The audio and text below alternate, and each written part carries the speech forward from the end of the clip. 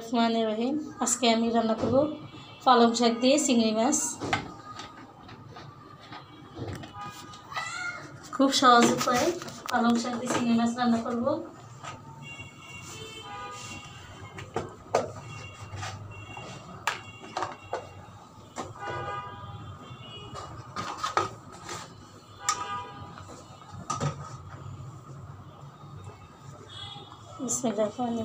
দিয়ে দিচ্ছি পেঁয়াজ কুচি দুটো,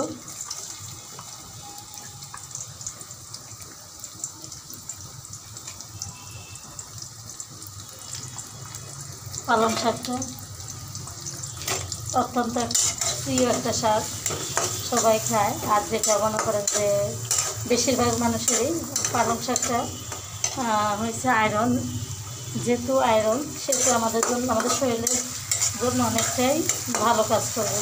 আমরা যদি ঔষধ আয়রন ট্যাবলেট না খাই, যদি কিছু শাক সবজি খাই, এ থেকে আমাদের আয়রনটা পূরণ ঘাটতি হয়, ওষুধ খাইতে হয় না। আয়রন পালং শাকটা বাচ্চাদের জন্য অনেক উপকৃত,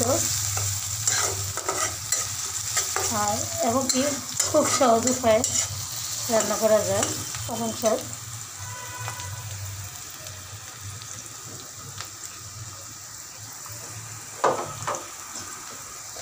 আমি দিয়ে দেবো সবসময় মতোই লবণটা আমি আগে দিই 2 চামচ করে। পেঁয়াজটা একটু ভাজা হলে তারপরে দিয়ে দেবো আমি রসুন। আর যদিও শাক তো তাড়াতাড়ি হয়ে যাবে, বেশি টাইম নেবে না। আজকে পালং শাক দিয়ে চিংড়ি মাছ দিয়ে আলুর সাথে দেবো, আলু দিয়ে পালং শাক দিয়ে চিংড়ি মাছ দিয়ে রান্না করবো। আমার আগে থেকে পালং শাক ধুয়ে আগে পালং শাকের গোড়াগুলো কেটে ফেলছি। এখন আমি শাকটাকে ধুয়ে তারপরে কেটে কুচাই নিয়েছি, এবং আলুটা কেটে স্লাইস করে কেটে তারপরে ধুয়ে নিয়েছি, আগে থেকে কাটা হয়েছে। এখন আমি শুধু রান্নাটা আরম্ভ করছি। যে কোনো জিনিসই সুন্দর করে রান্না করেন না কেন, তাহলে খেতে অত্যন্ত দারুণ, আর পালং শাক খেলে রুচিও বাড়ে, আপনার রুচি বাড়ে, পালং শাকটা রুচিশীল। আর এখন আমার পেঁয়াজটা মোটামুটি ভাজা হয়ে গেছে। এখন দিয়ে দেব 1 চা চামচ রসুন বাটা।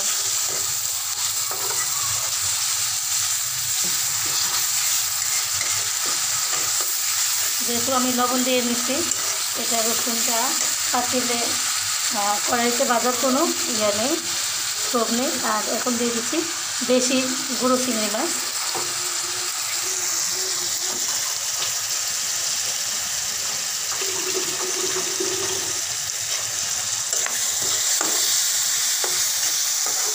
দেশি চিংড়ি মাছটা আসলে অল্প হলেও খুব ফ্লেভার হয় এবং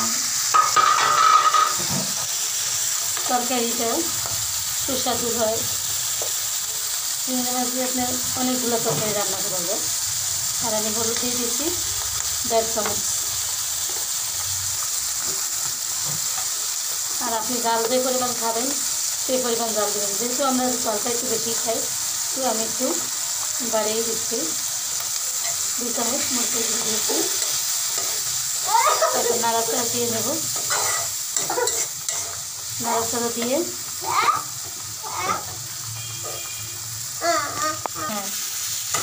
এখন নাড়াচাড়া দিয়ে নিচ্ছি। এখন একটু হালকা পানি দিয়ে দেবো মাছটা কষানোর জন্য।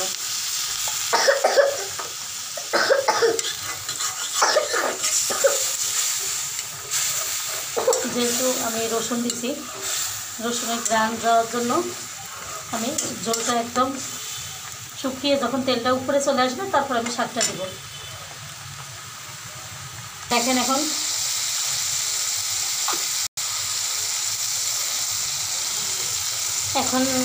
মশলাটা কষানো হয়ে গেছে।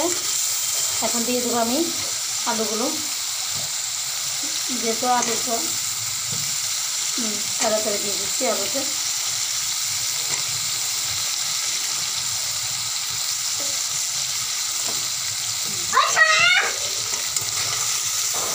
প্রাণ ঘরে যাবো।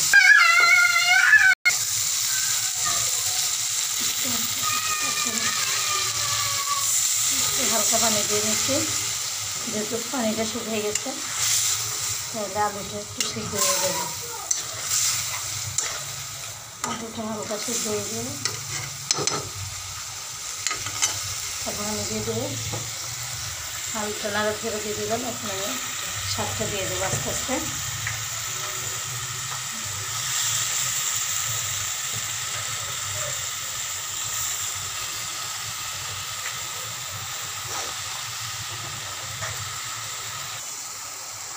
আস্তে আস্তে নাড়াচাড়া দিয়ে দেবো, যেহেতু শাক তো আস্তে আস্তে নেমে যাবে, কমে যাবে, তাই ছোটো কড়াইতে দিয়ে দিচ্ছি।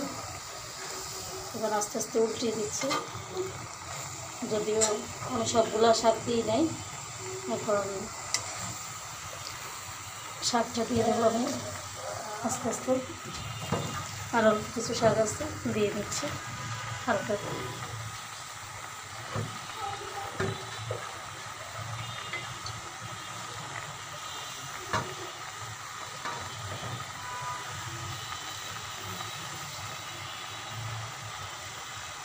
এখন আমি আলতো করে নাড়া দিয়ে দেবো, যেহেতু শাক জোরে নাড়া দেওয়া যাবে না, পড়ে যাবে। আস্তে আস্তে একদিকে থেকে অন্য দিকে আস্তে আস্তে নাড়া দিয়ে দেবো। উল্টিয়ে নাড়া দিলে শাকটা আস্তে আস্তে নুয়ে যাবে।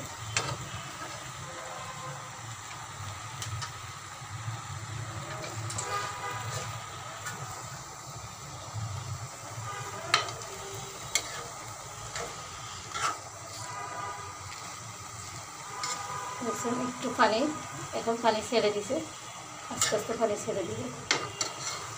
তাহলে শাকের মধ্যে পানিটা কম দেওয়া হবে।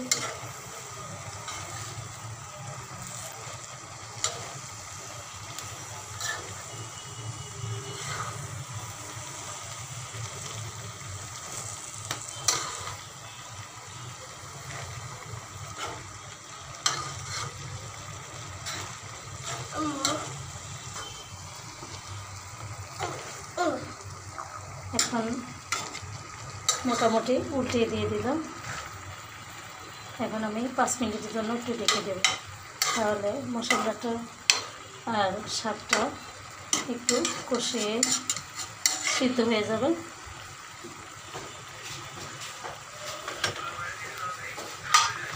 এখন ঢেকে দেব। এখন একটু তুলে নেব। এই দেখছেন পানিটা ছেড়ে দিছে শাক। এখন আমি নাড়াচাড়া দিয়ে দেবো।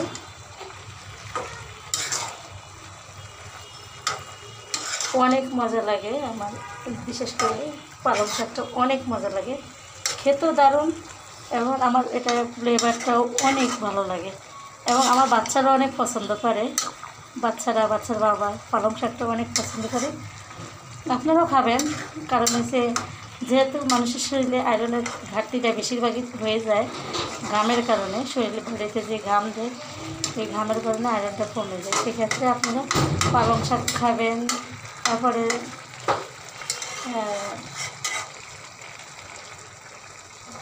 শাকটা খেলে মনে করেন যে, এখন আমরা অল্প কিছু সামান্য পানি দিয়ে দেবো। অল্প পানি দিতে হবে, যেহেতু শাকের মধ্যে পানি বের হয়ে যায়, সেহেতু অল্প পানি দিলেই হবে।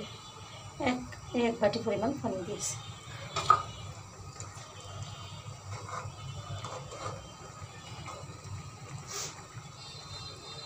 এখন আমি রেখে দেব। এখন আমি 5 থেকে 7 মিনিটের মধ্যে তুলে নেব। এখন আমি ঢেকে দিচ্ছি 5 মিনিটের জন্য। 5-7 মিনিট পরে আমি ফিরে আসবো। এখন আমি 4-5টা কাঁচামরিচ দিয়ে দেবো, যেহেতু আমি পরে কাঁচামরিচটা দিই, কারণ হচ্ছে কাঁচামরিচ কালারটা সবুজ সবুজ থাকার জন্য। এখন আমি ঢেকে দেবো, 5 মিনিট পরে আসবো।